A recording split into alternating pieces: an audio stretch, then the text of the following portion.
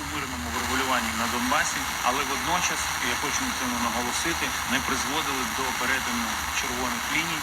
І запевняю, що Україна відкрита до пошуку максимально широких компромісів, але не піде на перетин своїх червоних ліній, які стосуються національної безпеки, суверенітету і територіальної цілісності. А ми продовжимо розмову в нормандському форматі на рівні міністрів.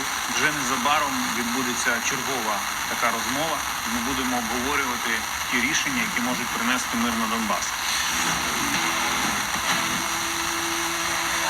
Міністр закордонних справ України 2007-2009 років, надзвичайний і повноважний посол України